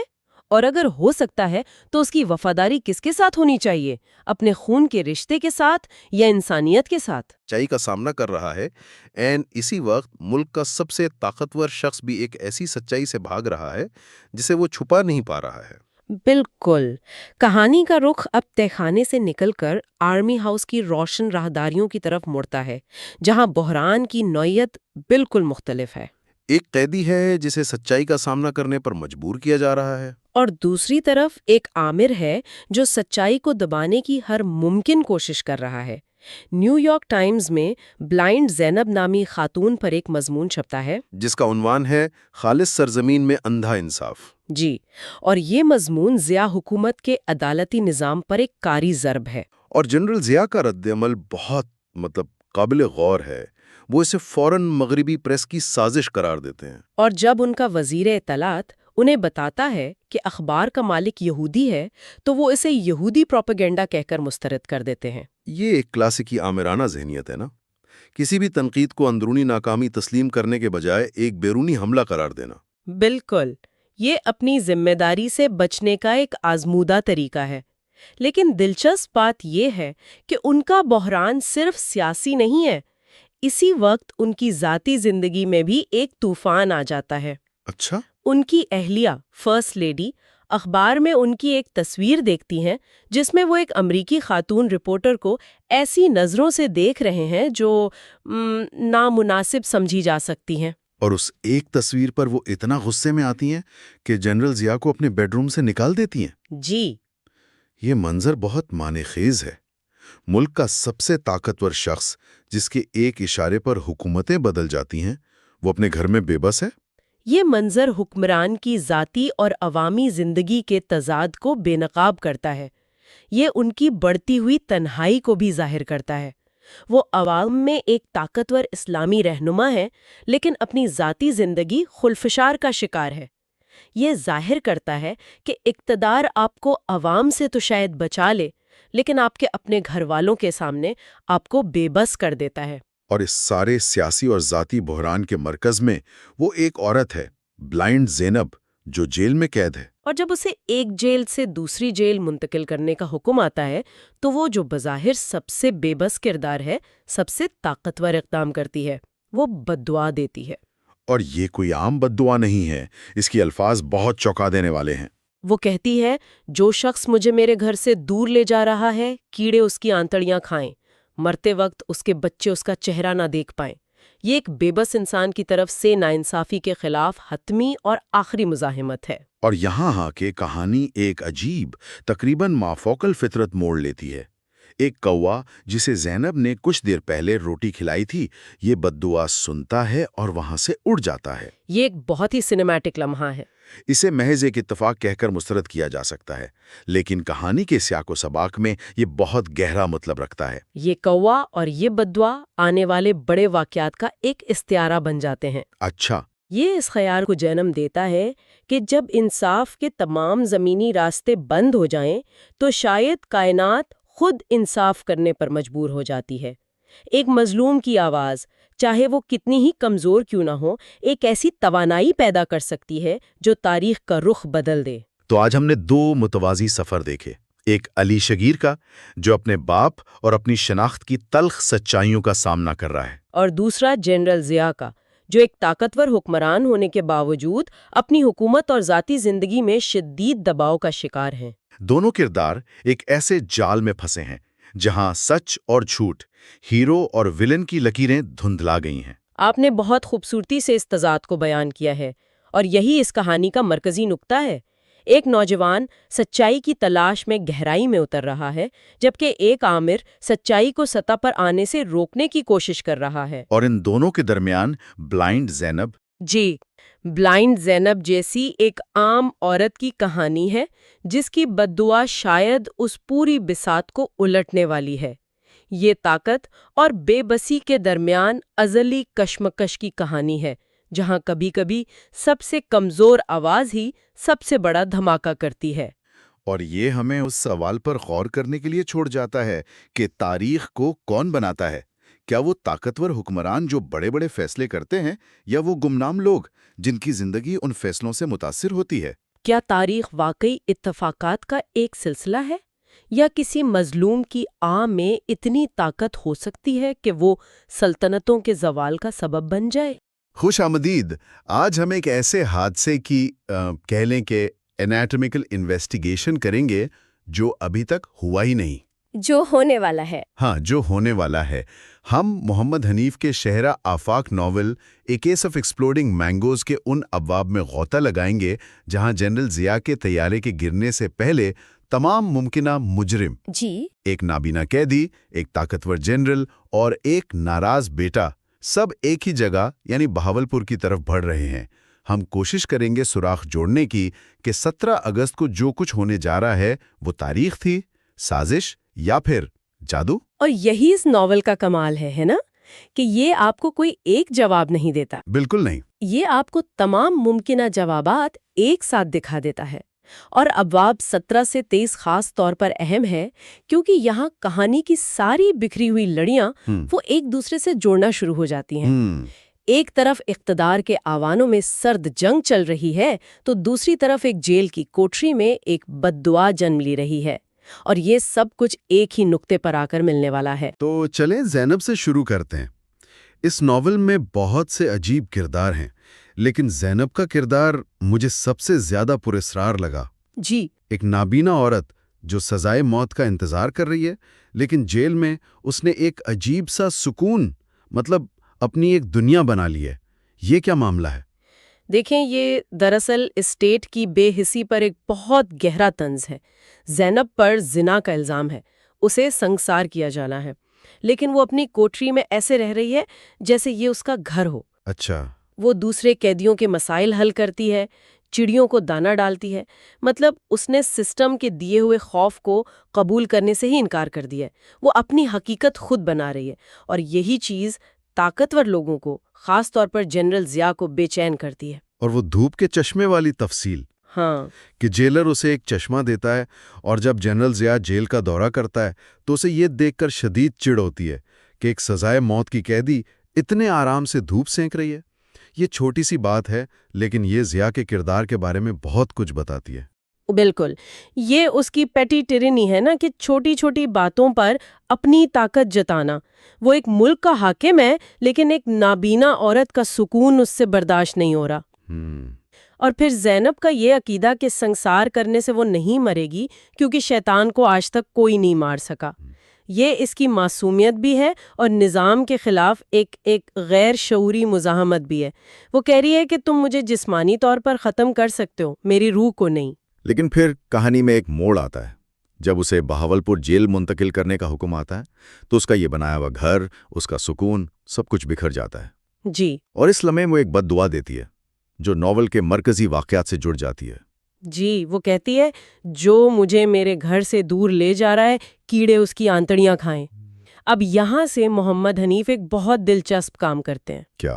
وہ اس بد دعا کو حقیقت کی دنیا سے اٹھا کر مافوق الفطرت یعنی سپر نیچرل دائرے میں لے جاتے ہیں. وہ لکھتے ہیں کہ ایک کوا جسے زینب روز روٹی کھلاتی تھی وہ یہ بد دعا سنتا ہے اور اڑ جاتا ہے. لیکن کیا ناول نگار ہم سے یہ توقع کر رہے کہ ہم اس بات پر لفظی یقین کر لیں کہ ایک کوا ایک بد دعا لے کے اڑ گیا اور اسی وجہ سے صدر کا جہاز گر گیا؟ یہ تو بالکل لوک کہانیوں جیسی بات لگتی ہے. اور یہی تو اصل نقطہ ہے. اچھا؟ حنیف یہ نہیں کہہ رہا کہ ضیاء کی موت بد دعا سے ہوئی تھی. وہ پاکستانی ذہنیت پر تبصرہ کر رہی ہیں. ایک ایسی قوم جو ریاستی بیانیے پر اتنا عدم اعتماد کرتی ہے کہ اسے ایک جرنیل کی سازش سے زیادہ ایک کوے کی کہانی زیادہ قابل یقین لگتی ہے. صحیح. جب ریاست کی سچائی جھوٹی ہو جائے تو لوگ اپنی کہانیاں خود بناتے ہیں. یہ بد دعا اور کوے کی پرواز یہ دراصل عوام کے اجتماعی لاشعور کی علامت ہے جو ایک ظالم حکمران سے نجات چاہتا ہے. یہ بے یقینی ہی اس ناول کا مرکزی خیال ہے. تو ایک طرف تو یہ مافوق الفطرت دھاگا ہے، ایک بد دعا جو ہوا میں سفر کر رہی ہے، لیکن اسی وقت زمین پر ایک تہخانے میں ایک بہت ہی انسانی اور ذاتی ڈرامہ چل رہا ہے علی شگری کے ساتھ. وہ تو ایک تہخانے میں بند ہے، اس کا اس سب سے کیا تعلق بنتا ہے؟ بظاہر کوئی تعلق نہیں، اور یہی حنیف کی چال ہے. علی اپنی الگ جنگ لڑ رہا ہے. اس کے والدین کرنل شگری کی موت ہو چکی ہے جسے وہ خودکشی ماننے سے انکاری ہے. جی، اسے شک ہے کہ اس کے پیچھے بھی ضیاء کا ہاتھ ہے. بالکل، لیکن اس کی قید ایک نیا موڑ لیتی ہے جب اس کی ملاقات دیوار کے پار ایک اور قیدی سے ہوتی ہے. ہاں، آل پاکستان سویپرز یونین کا سیکرٹری جنرل.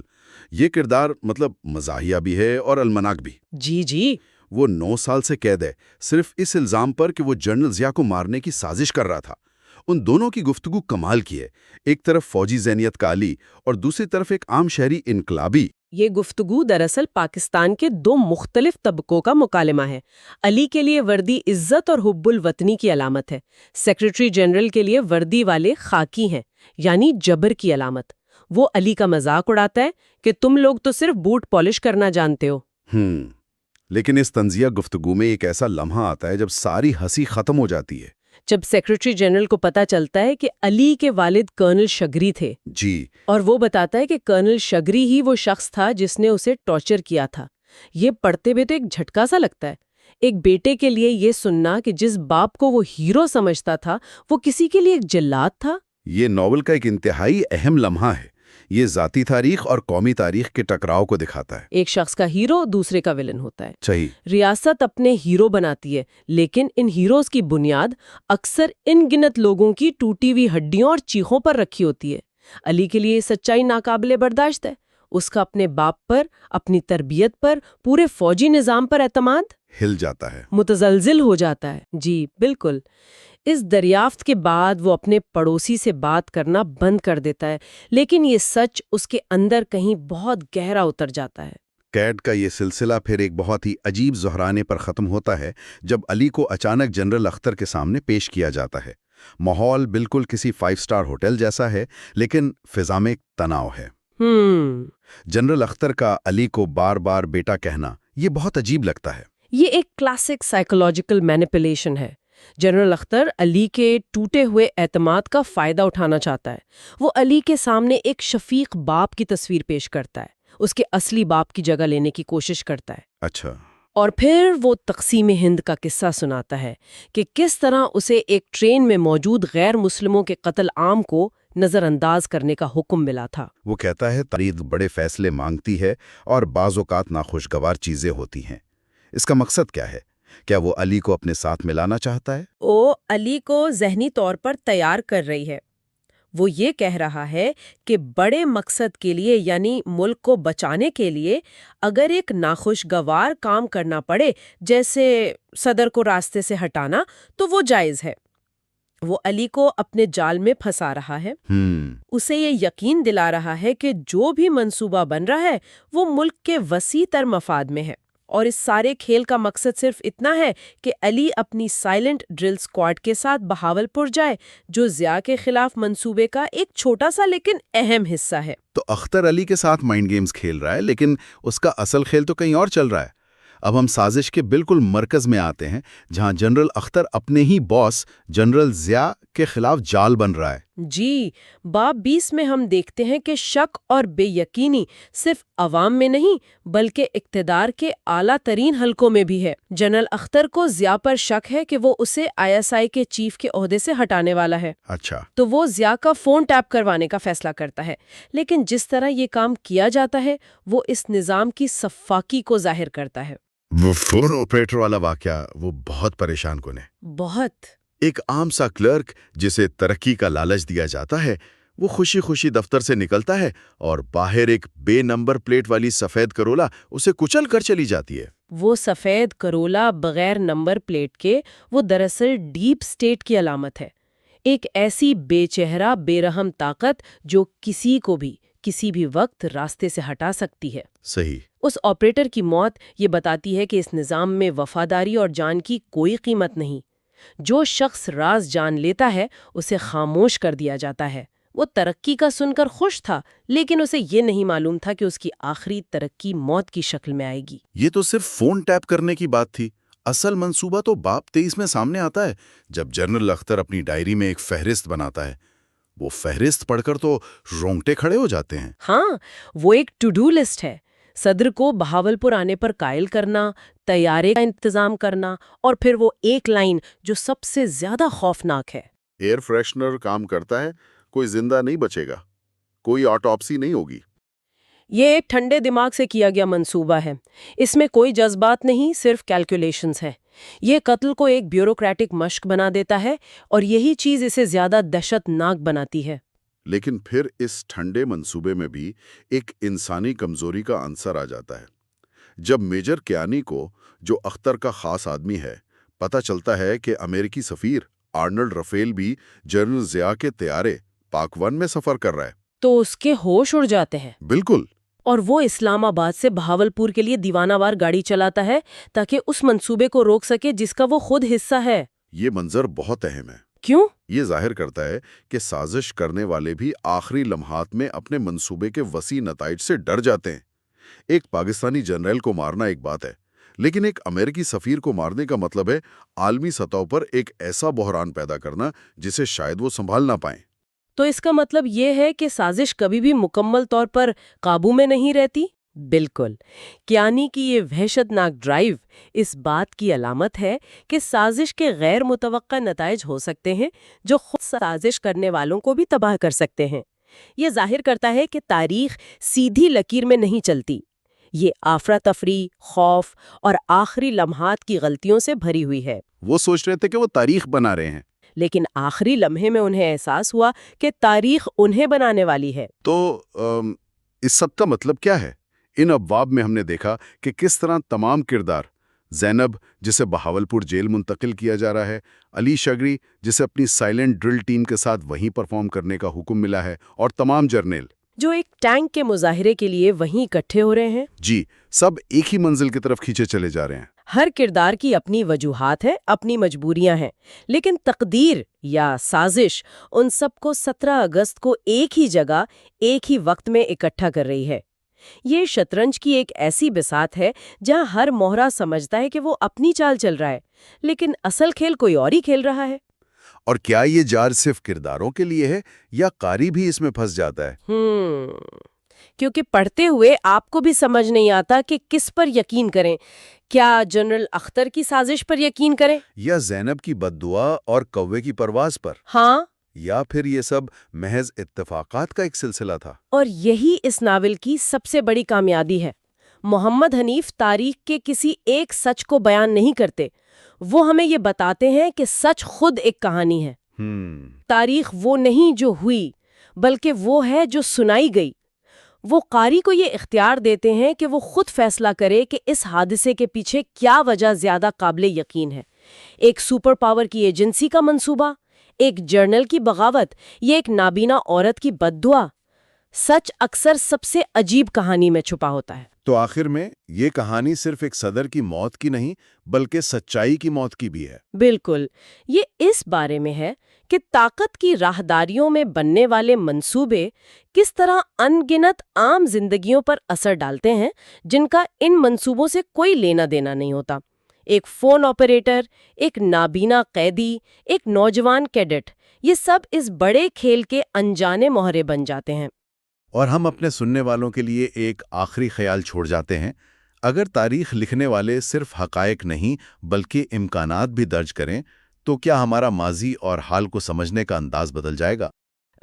ایک افراتفری میں لے جاتا ہے۔ جی، یہ ایک ایسے ناول کے اقتباسات ہیں جو تاریخ کو ایک بہت ہی کیا کہیں طنزیہ اور ڈرامائی انداز میں پیش کرتا ہے۔ بالکل۔ ہم اسلام آباد میں ہونے والی ایک عجیب و غریب پارٹی سے شروع کریں گے، پھر پس پردہ جو سیاسی چالیں چل رہی تھیں ان کو دیکھیں گے، اور آخر میں بہاول پور کے اس فیٹفل دن پر پہنچیں گے جہاں سب کچھ ختم ہو گیا۔ آپ نے صحیح کہا کہ یہ ایک پیچیدہ جال ہے، اور یہ تحریریں اس جال کو سلجھانے کے بجائے اس کی پیچیدگی کو ہی دکھاتی ہیں۔ اچھا، یہ ہمیں تاریخ کے سرکاری ورژن سے ہٹا کر ان انسانی کہانیوں، خواہشات اور غلط فہمیوں کی دنیا میں لے جاتی ہیں جنہوں نے شاید اس واقعے کو جنم دیا۔ یہ تاریخ کو ایک بلیک کامیڈی کے طور پر پیش کرتی ہے۔ تو کہانی کا آغاز ہوتا ہے 4 جولائی کی ایک پارٹی سے۔ جگہ ہے اسلام آباد میں امریکی سفیر آرنلڈ رافیل کی رہائش کا۔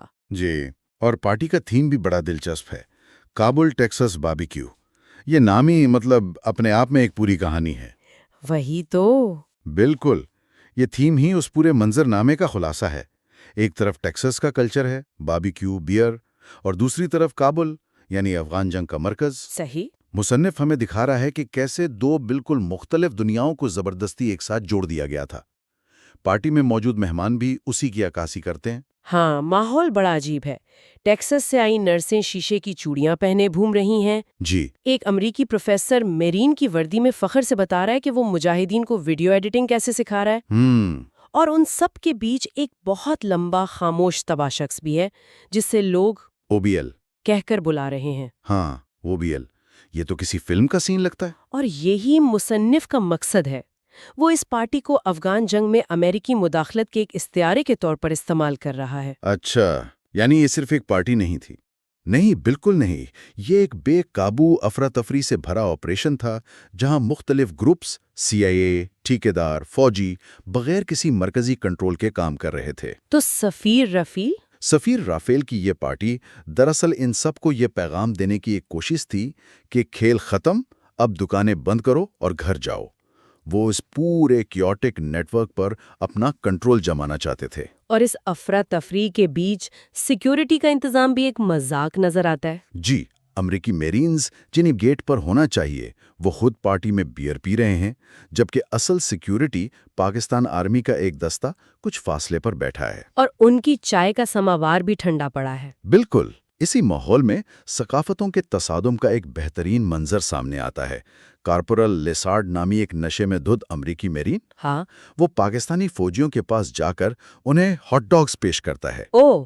پاکستانی دستے کا سربراہ صوبیدار میجر حیرانی اور کچھ بیزاری سے پوچھتا ہے، کتا حلال؟ یہ چھوٹا سا مکالمہ تو پوری صورتحال کو بیان کر دیتا ہے نا؟ بالکل، دو ایسی ثقافتیں جو ایک دوسرے کو بالکل نہیں سمجھتی لیکن ایک جنگ میں اتحادی ہیں۔ تو یہ پارٹی صرف ہاٹ ڈاگز اور شیشے کی چوڑیوں کا معاملہ نہیں تھی۔ اس افراتفری کے پیچھے اصل کھیل تو کہیں اور چل رہا تھا۔ جی، پارٹی کے ایک کونے میں جہاں جنرل اختر اپنی بقا کی جنگ لڑ رہے تھے، اور وہاں مرکزی کردار تھے جنرل اختر، جو اس وقت ISI کے سربراہ تھے، اور CIA کا ایک اہلکار کوگن۔ جنرل اختر بے چینی سے ضیاء کے خلاف کارروائی کے لیے امریکیوں سے کوئی اشارہ لینے کی کوشش کر رہے تھے، انہیں لگ رہا تھا کہ ضیاء انہیں راستے سے ہٹانے والے ہیں۔ اور پھر وہ مشہور گو گیٹ ہم والا واقعہ ہوتا ہے۔ یہ ناقابل یقین ہے۔ واقعی مطلب پاکستان کی تاریخ کا ایک اہم موڑ ایک امریکی ایجنٹ کی لاپرواہی پر مبنی ہو سکتا ہے؟ بالکل، اور مصنف جان بوجھ کر اسے ایسے ہی دکھاتا ہے۔ یہ اس بات پر گہرا طنز ہے کہ اتنے بڑے تاریخی واقعات کتنی معمولی اور بعض اوقات احمقانہ غلط فہمیوں سے جنم لے سکتے ہیں۔ صحیح۔ کوگن امریکی فٹ بال کا میچ دیکھنے میں اتنا مگن ہے کہ وہ جنرل اختر کی بات پر دھیان ہی نہیں دیتا۔ اچھا۔ جب اختر ضیاء کا ذکر کرتے ہیں تو وہ کھیل میں اپنے پسندیدہ کھلاڑی کو چیئر کرتے ہوئے آنکھ مار کر کہتا ہے "گو گیٹ ہم"، یعنی جاؤ اس کا کام تمام کر دو۔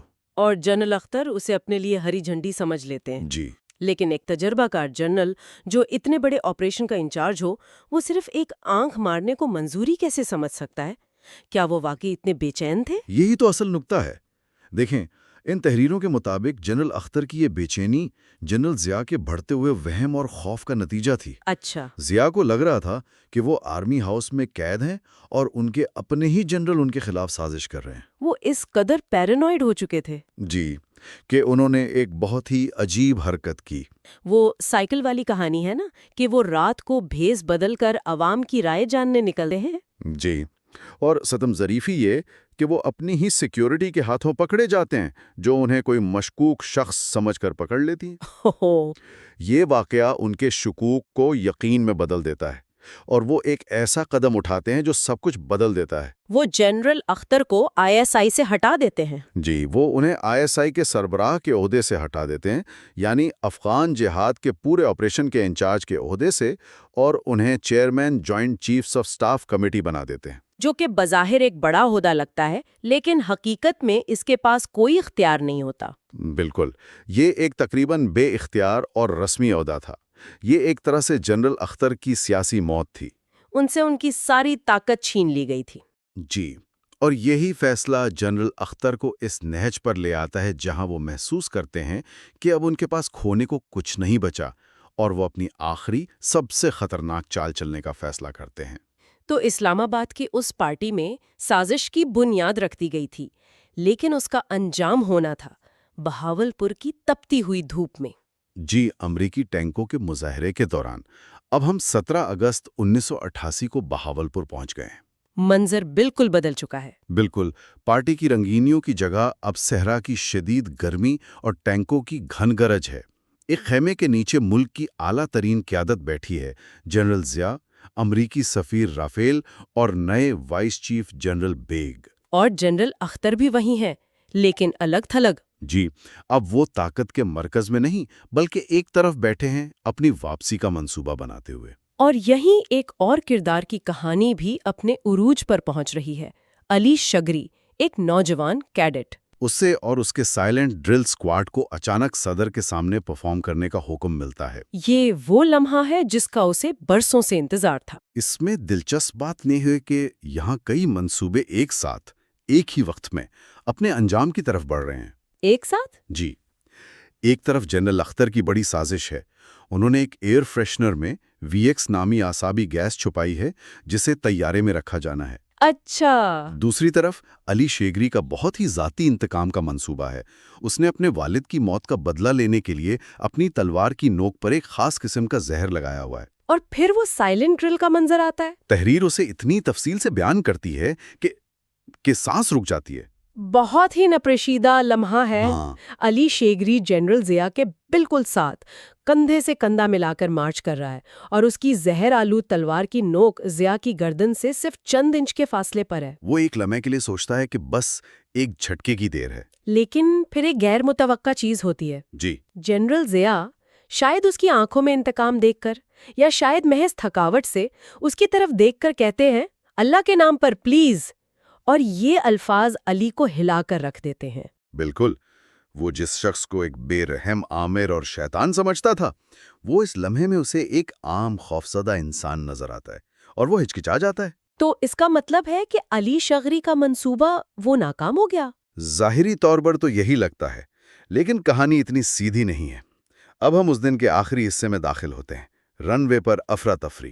ٹینکوں کا مظاہرہ ختم ہو چکا ہے۔ جی، اور جنرل اختر کی سازش کے تحت ضیاء کو آموں کے کریٹوں کا تحفہ دیا جاتے ہیں جو پاک 1 طیارے پر لاد دیے جاتے ہیں، لیکن پھر منصوبہ گڑبڑا جاتا ہے۔ کیسے؟ جنرل اختر کا منصوبہ تھا کہ وہ خود اس طیارے پر سوار نہیں ہوں گے، لیکن جنرل ضیاء اصرار کرتے ہیں کہ سفیر رافیل اور جنرل اختر بھی ان کے ساتھ اسی طیارے میں سفر کریں۔ اچھا۔ وہ ایک ہچکچاتے ہوئے رافیل کو بازو سے پکڑ کر جہاز کی طرف لے جاتے ہیں۔ اختر بے بس ہو جاتے ہیں۔ اسی دوران اختر کا نائب میجر کیانی جب یہ دیکھتا ہے کہ اس کا اپنا باس بھی اسی طیارے پر سوار ہو رہا ہے جس میں گیس چھوڑی جانی ہے، تو وہ ہوش و حواس کھو بیٹھتا ہے اور دیوانوں کی طرح جیپ میں ایئر بیس کی طرف بھاگتا ہے۔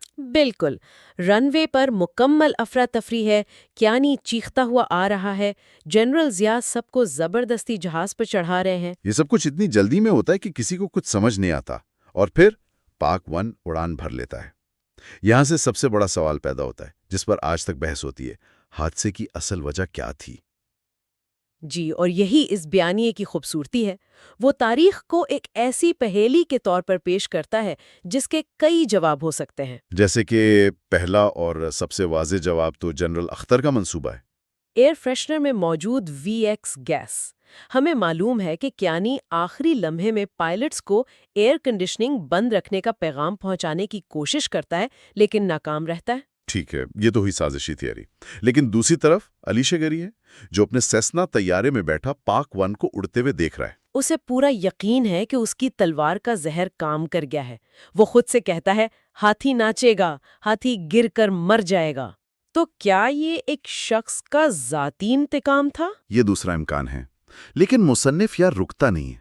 وہ ہمیں صرف سیاسی سازشوں اور ذاتی انتقام تک محدود نہیں رکھنا چاہتا، وہ دو اور بہت ہی عجیب امکانات بھی متعارف کرواتا ہے۔ آپ اندھی زینب کی بد دعا اور اس کوے کی بات کر رہے ہیں؟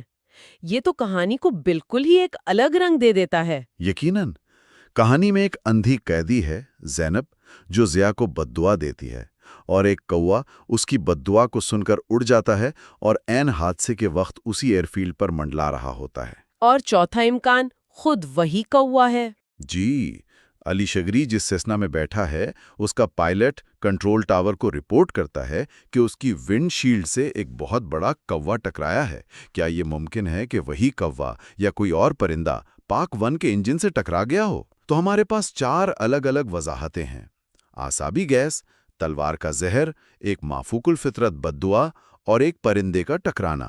مصنف ہمیں کیا بتانے کی کوشش کر رہا ہے کہ ہم کبھی سچ نہیں جان پائیں گے؟ میرے خیال میں وہ اس سے بھی بڑی بات کہہ رہا ہے۔ وہ یہ سوال اٹھا رہا ہے کہ سچ ہوتا کیا ہے؟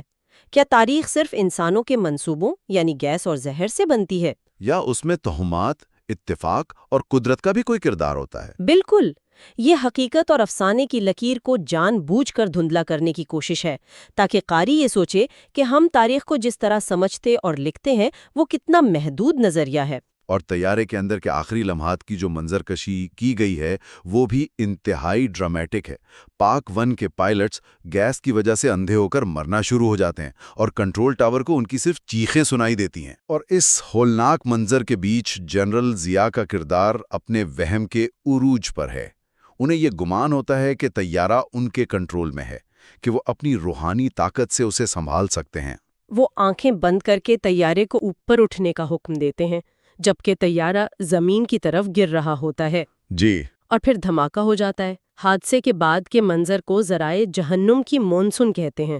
ہر طرف انسانی اعضاء، فوجی میڈلز، بٹوے، آموں کے ٹکڑے اور ایک جلی ہوئی کتاب کے اوراق بکھرے ہوئے ہیں۔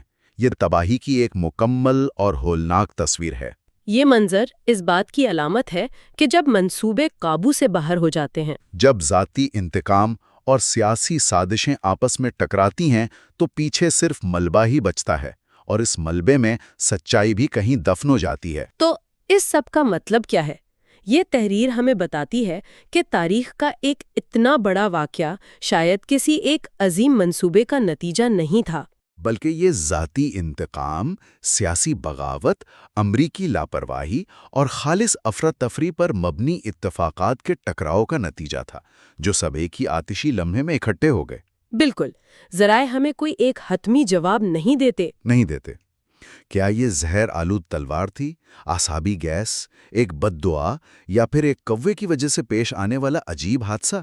بیانیہ جان بوجھ کر سچ کو خود ملبے کی طرح بکھرا ہوا چھوڑ دیتا ہے۔ تاکہ پڑھنے والا خود سوچے کہ تاریخ کی عمارت کن بنیادوں پر کھڑی ہوتی ہے۔ جی، یہ تحریر تاریخ کو واقعات کے ایک واضح منطقی سلسلے کے طور پر نہیں دیکھتی، بلکہ اسے انفرادی کہانیوں، خواہشات اور مزاخیز حالات کے ایک کیوٹک تصادم کے طور پر پیش کرتی ہے۔ صحیح۔ تو ہم محمد حنیف کی کیس آف ایکسپلوڈنگ مینگوز کے بالکل آخری سنسنی خیز ابواب کا گہرائی سے جائزہ لینے جا رہے ہیں۔ جی، ہم بات کریں گے ابواب 31 سے 36 کی، اور آج کی گفتگو کا مقصد صرف یہ دیکھنا نہیں کہ کیا ہوا، بلکہ یہ سمجھنا ہے کہ یہ سب کیسے ہوا۔ اور کیسے اتنی ساری سازشیں، واقعات اور گہرا طنز ایک ساتھ مل کر پاکیون طیارے کے حادثے کا باعث بنے۔ بالکل، تو کہانی اپنے عروج پر ہے۔ بہاولپور کے صحرا میں ٹینکوں کا مظاہرہ ہو رہا ہے اور تمام بڑے کھلاڑی ایک ہی جگہ جمع ہیں۔ ٹھیک ہے، تو آئیے اس کی تہہ کھولتے ہیں۔ سب سے پہلے تو یہ بہاولپور کا صحرا کا منظر ہی ہے۔ شدید گرمی، پنکھوں سے اڑتی ریت اور جرنیل دوربینیں لگائے ٹینک دیکھ رہے ہیں۔ لیکن اس منظر میں ایک بہت گہرا تناؤ ہے۔ دیکھیں، جنرل ضیاء پریشان ہیں۔ انہیں ایک پرندے کا سایہ تو دکھتا ہے، لیکن پرندہ نہیں۔ یعنی وہ حقیقت سے زیادہ اپنے وہم میں مبتلا ہیں۔ بالکل، اور دوسری طرف ہیں جنرل اختر، جو ISI کے چیف ہیں۔ وہ تو بس اسلام آباد واپس جانا چاہتے ہیں۔ وہ اتنے بے چین ہیں کہ اپنے ذہن میں بریگیڈیئر تیم کا مرثیہ دہرا رہے ہیں۔ اس سے یہ ظاہر ہوتا ہے کہ ہر کسی کے ذہن میں کچھ اور ہی چل رہا ہے۔ کوئی بھی اس ٹینک کے مظاہرے پر پوری طرح سے توجہ نہیں دے رہا، ہر کوئی اپنے اپنے منصوبے میں گم ہے۔ اور اسی گرمی میں ایک کیکر کے درخت کے نیچے علی شگری اور اس کا سائلنٹ ڈرل سکواڈ کھڑا ہے، ساکت۔ ان کی حالت کا تصور ہی مشکل ہے۔ جی، اور ان کے بالکل قریب ایک بیگ پائپ بجانے والا بینڈ ہے جو ماحول سے بالکل بے نیاز اپنی دھن میں مگن ہے۔ اور وہ ایک اہم تفصیل، ایک کوا جو ایک شاخ پر بیٹھا اونگھ رہا آیا ہے۔ یہ کوا بہت اہم ہے۔ حنیف نے اسے شروع سے ہی ایک علامت کے طور پر استعمال کیا ہے۔ یہ تقدیر کی طرح ہے جو بس انتظار کر رہی ہے۔ پھر جنرل ضیاء اور علی شگری کا آمنا سامنا ہوتا ہے۔ یہ لمحہ بہت عجیب ہے۔ ضیاء خود علی کے پاس آتے ہیں۔ ہاں، اور ان کی آنکھیں جو مختلف سمتوں میں دیکھ رہی ہیں، وہ علی کو دیکھتے ہیں اور کہتے ہیں اللہ کے نام پر۔ اور اس کے ساتھ ہی علی کی خاموش ڈرل شروع ہو جاتی ہے۔ اور پھر آتی ہے وہ گھومتی ہوئی سنگینوں کی سرنگ۔ یہ منظر بہت طاقتور ہے۔ جنرل ضیاء کو اس سرنگ سے گزرنے پر مجبور کیا جاتا ہے اور ان کا کندھا علی کے کندھے سے ٹکرا رہا ہے، جس کی تلوار کی نوک پر زہر لگا ہے۔ مطلب ملک کا سب سے محفوظ شخص موت سے صرف چند انچ کے فاصلے پر ہے۔ علی کے پاس بہترین موقع ہے، لیکن وہ رک جاتا ہے، وہ کچھ نہیں کرتا۔ ایسا کیوں؟ یہ ایک بہت گہرا نفسیاتی لمحہ ہے۔ شاید بدلہ لینا اتنا آسان نہیں جتنا لگتا ہے، یا شاید وہ اس بوجھ کو خود نہیں اٹھانا چاہتا۔ لیکن پھر بھی اسے یقین ہے کہ ضیاء کی موت یقینی ہے۔ جی، کیونکہ اس کے فوراً بعد جب اجتماعی دعا ہوتی ہے تو وہ مردوں کے لیے پڑھی جانے والی دعا پڑھتا ہے۔ اس کا مطلب صاف ہے، چاہے اس نے خود کچھ نہ کیا ہو، ضیاء آج نہیں بچیں گے۔ اچھا، تو ایک منصوبہ یہاں بظاہر ناکام ہو گیا۔ اب منظر رن وے پر منتقل ہوتا ہے۔ یہاں جنرل اختر کو لگتا ہے کہ ان کا منصوبہ کامیاب ہونے والا ہے۔ بالکل، اور یہاں واقعات ایک بلیک کامیڈی کی طرح آگے بڑھتے ہیں۔ جنرل اختر جنرل ضیاء کو سلیوٹ کرتے ہیں، لیکن اپنے ذہن میں انہیں ایک مردہ شخص کہہ رہے ہیں۔ کیونکہ انہیں یقین ہے کہ طیارے میں VX گیس موجود ہے اور ضیاء نہیں بچیں گے، اور وہ خود اس طیارے پر ہرگز سوار نہیں ہوں گے۔ یہی ان کا منصوبہ تھا۔ لیکن پھر جنرل ضیاء کا رویہ دیکھیں، وہ بچوں کی طرح خوش ہیں، ہر ایک کو آموں کی پیٹیوں کے بارے میں بتا رہے ہیں جو انہیں تحفے میں ملی ہیں۔ اور وہ جنرل اختر اور جنرل بیگ کو ایسے پکڑ لیتے ہیں جیسے انہیں چھوڑنا ہی نہیں چاہتے۔ یہ صرف مہمان نوازی تو نہیں لگتی؟ یہ ان کا خوف ہے۔ وہ لاشعوری طور پر اس سفر پر اکیلے نہیں جانا چاہتے۔ حنیف کا طنز دیکھیں، ملک کا طاقتور ترین شخص اپنی بقا کے لیے دوسروں کو زبردستی اپنے ساتھ گھسیٹ رہا ہے۔ اور اسی افراتفری میں وہ کوا جو اب تک اونگ رہا تھا ایک سڑے ہوئے آم کی خوشبو سے وہیں رک جاتا ہے۔ تقدیر بھی ایک سڑے ہوئے آم کے پیچھے رکی ہوئی ہے۔ اور پھر انٹری ہوتی ہے میجر کیانی کی، بالکل کسی فلمی منظر کی طرح۔ ہاں، وہ بھاگتا ہوا سارے حفاظتی حصار توڑتا ہوا آتا ہے۔ اور جنرل اختر کو بتاتا ہے کہ ان کا نام بھی پاک ون کی مسافر فہرست میں شامل کر دیا گیا ہے۔ یہ تو جنرل اختر کے لیے مطلب ان کا پورا منصوبہ الٹ گیا۔ بالکل، وہ جس جال کو بچھا رہے تھے اسی میں خود پھنس گئے ہیں۔ ملک کا سب سے طاقتور انٹیلیجنس چیف اپنے ہی بنائے ہوئے منصوبے کا شکار ہونے والا ہے۔ اور صرف وہی نہیں، امریکی سفیر آرنلڈ رافیل بھی تو اس سب سے بچنے کی کوشش کر رہے تھے۔ وہ ایک یتیم خانے کے دورے پر تھے۔ جی، اور اس یتیم خانے کا منظر بھی بڑا عجیب ہے۔ ایک کیتھولک چرچ، سر پر سرما لگائے ہوئے حضرت عیسیٰ کی تصویر۔ یہ چھوٹی چھوٹی تفصیلات دکھاتی ہیں کہ اس دنیا میں کچھ بھی اپنی خالص شکل میں موجود نہیں ہے۔ اور انہیں بھی اس عجیب پرسکون ماحول سے نکال کر واپس اسی رن وے پر لایا جاتا ہے۔ تو اب تمام کردار ایک جگہ جمع ہو چکے ہیں۔ اختر جس نے سازش کی، رافیل جو بچنا چاہتا تھا، کیانی جو بری خبر لایا، اور جنرل ضیاء جو اپنی عجیب مہمان نوازی میں آموں کو قومی سلامتی قرار دے کر سب کو طیارے پر سوار کروا دیتے ہیں۔ جی، اب دروازے بند ہو چکے ہیں۔ تو اب ہم پاک ون کے VIP پوڈ کے اندر ہیں۔ یہاں تناؤ اپنے عروج پر ہے۔ جنرل اختر کو ضیاء کے جوتے پر خون کا ایک قطرہ نظر آتا ہے، اور اس کے دل میں امید کی ایک کرن جاگتی ہے۔ اسے لگتا ہے کہ شاید علی شگری کا زہر کام کر گیا اور وہ بچ جائے گا۔ یہ کتنی عجیب بات ہے نا کہ وہ اپنی ہی سازش کی ناکامی اور کسی اور کی سازش کی کامیابی کی دعا کر رہے ہیں۔ بالکل، اور وہ فوراً ایئر کنڈیشننگ بند کروانے کی کوشش کرتے ہیں کیونکہ وہ جانتے ہیں کہ VX گیس اسی کے ذریعے پھیلے گی۔ اور یہ سب ہوتے ہوئے علی شگری جنرل بیگ کے چھوٹے سسنا طیارے سے یہ سب کچھ دیکھ رہا ہے۔ ہاں، اور وہ دیکھتا ہے کہ ضیاء کو تقریباً گھسیٹ کر سیڑھیاں چڑھائی جا رہی ہیں۔ اور اسے اپنے انکل نشئی کی بات یاد آتی ہے کہ زہر کے اثر سے ہاتھی ناچے گا، پاؤں گھسیٹے گا اور پھر گر کر مر جائے گا۔ اسے لگتا ہے کہ اس کا منصوبہ کامیاب ہو گیا ہے۔ ہر کوئی اپنی اپنی حقیقت میں جی رہا ہے۔ اختر کو امید ہے زہر کام کر گیا، علی کو یقین ہے زہر کام کر گیا ہے، طیارے کے پائلٹ AC بند ہونے کی وجہ سے پسینے میں شرابور ہیں۔ میجر کیانی پیچھے بیٹھا سوچ رہا ہے کہ اختر کے پاس کوئی دوسرا منصوبہ بھی ہوگا، اور فیض جو ایک کیڈٹ کو ہراساں کرنے کی کوشش کر رہا ہے، مطلب ایک بڑی تباہی سے پہلے یہ چھوٹے چھوٹے انسانی کہانیاں چل رہی ہیں۔ اور پھر ٹیک آف ہوتا ہے۔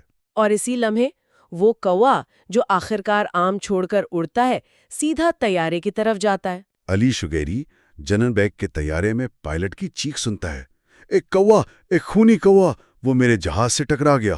لیکن پائلٹ غلطی پر ہے، کوا اس کے جہاز سے نہیں ٹکراتا۔ وہ پاک ون سے ٹکراتا ہے۔ تو کیا آخر میں سب کچھ اسی کوے نے کیا؟ اتنی ساری سازشوں، اتنے منصوبوں کے بعد؟ حنیف کا یہی تو سب سے بڑا طنز ہے۔ کسی نے نہیں سوچا تھا کہ ایسا کچھ ہو سکتا ہے۔ کوے کے ٹکرانے سے آموں کی پیٹیاں کھل جاتی ہیں اور کاکپٹ میں پھیل جاتی ہیں۔ جی، پائلٹ ان آموں کے نیچے دب جاتے ہیں، طیارہ بے قابو ہو جاتا ہے۔ بلائنڈ زینب کی بددعا جسے یہ کوا اپنے ساتھ لایا تھا اپنا کام کر دکھاتی ہے۔ یعنی ISI کی VX گیس، ایک جونیئر آفیسر کا زہر، CIA کے خدشات، یہ سب ایک طرف، اور دوسری طرف ایک اندھی عورت کی بددعا، ایک کوا اور کچھ آم۔ یہی اس کہانی کی روح ہے۔ انسان کی بنائی ہوئی ہر چیز، ٹیکنالوجی، فوجی طاقت، خفیہ منصوبے، سب ایک پرندے اور کچھ آموں کے سامنے بے بس ہو جاتے ہیں۔ یہ تقدیر کا سب سے بڑا مذاق ہے۔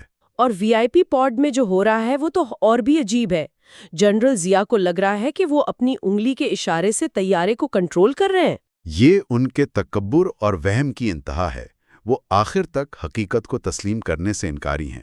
اور پھر ریڈیو پر امریکی ملٹری اٹیشی بینن کی آخری آواز آتی ہے، پائلٹ مر چکے ہیں، ہم سب مر چکے ہیں۔ اور پھر خاموشی۔ حادثے کے بعد کے منظر کو جہنم کی مانسون بارش کہا گیا ہے۔ یہ تفصیلات بہت خوفناک ہیں۔ بکھرے ہوئے تمغے، کٹے ہوئے پاؤں والے جوتے۔ یہ تفصیلات ہمیں یاد دلاتی ہیں کہ جب بڑی طاقتیں ٹکراتی ہیں تو پیچھے صرف انسانی المیہ رہ جاتا ہے۔ وہ تمام لوگ جو خود کو تاریخ بنانے والے سمجھتے تھے اب صرف بکھرے ہوئے سامان کی صورت میں موجود ہیں۔ اور جیسے ہی حادثہ ہوتا ہے زمین پر اقتدار کی جنگ فوراً شروع ہو جاتی ہے۔ جنرل بیگ اپنے طیارے سے آگ کا گولہ دیکھتے ہیں اور ان کا پہلا فیصلہ کیا ہوتا ہے؟ پہلا فیصلہ، یہاں اترنے کا کوئی فائدہ نہیں، ہمیں ملک چلانا ہے۔ اقتدار کا خلا ایک لمحے کے لیے بھی برداشت نہیں کیا جا سکتا۔ بالکل، بیگ فوراً ملک کے نئے حکمران بننے کے لیے اسلام آباد روانہ ہو جاتے ہیں، اور زمین پر جو گاڑیاں پہنچتی ہیں ان میں ایمرجنسی گاڑیوں کے ساتھ ایک کیٹرنگ وین بھی ہے۔ ایک کیٹرنگ وین؟ جی، حنیف لکھتے ہیں جیسے مردوں کو بھوک لگ سکتی ہے۔ یہ معمولات کی مذاقیہ خیزی ہے کہ اتنی بڑی تباہی کے بعد بھی نظام اپنے طریقے سے چلتا رہتا ہے۔ اور ان سب سے بہت دور راولپنڈی میں بیگم ضیاء ہیں۔ وہ ٹی وی پر طویل تلاوت سے پریشان ہیں، اور انہیں اپنے شوہر کے بستر پر خون کا ایک ڈبہ نظر آتا ہے۔ یہ وہی ڈبہ ہے جو علی شگری کی تلوار سے لگا تھا اور جسے جنرل اختر نے ضیاء کے جوتے پر دیکھا تھا۔ تو یہ ایک چھوٹی سی کڑی ہے جو ان تمام کرداروں کو جوڑتی ہے۔ جی، بیگم ضیاء اس پوری تباہی سے بالکل بے خبر اپنے گھریلو مسائل میں الجھی ہوئی ہیں۔ یہ ہمیں یاد دلاتا ہے کہ تاریخ کے بڑے واقعات کے پیچھے ہمیشہ چھوٹی ذاتی کہانیاں ہوتی ہیں۔ اور کہانی کا اختتام ایک سپاہی پر ہوتا ہے جو ملبے میں کچھ ڈھونڈ رہا ہے، غالباً جنرل ضیاء کے نقلی دانت۔ ہاں، تاکہ اسلام آباد میں موت کی سرکاری طور پر تصدیق ہو سکے۔ ریاست کو اپنے سربراہ کی موت کا ایک ٹھوس ثبوت چاہیے۔ ایک شخص جو خود کو خدا کا نمائندہ سمجھتا تھا، اب اس کی شناخت اس کے دانتوں سے ہونی ہے۔ یہ آخری طنز ہے۔ تو آخر میں ہوا کیا؟ یہ کس کی سازش تھی؟ اختر کی گیس، علی کا زہر، زینب کی بددعا والا کوا، یا صرف پھٹتے ہوئے آم؟ یہی تو اس کتاب کی خوبصورتی ہے۔ وہ کوئی ایک سیدھا جواب نہیں دیتی۔ یہ کوئی ایک سازش نہیں تھی، بلکہ بہت سے منصوبوں، انسانی غلطیوں اور عجیب و غریب تقدیر کا ایک افراتفری بھرا نتیجہ تھا۔ تو کتاب کا مقصد قاتل کو ڈھونڈنا ہے ہی نہیں؟ بالکل نہیں۔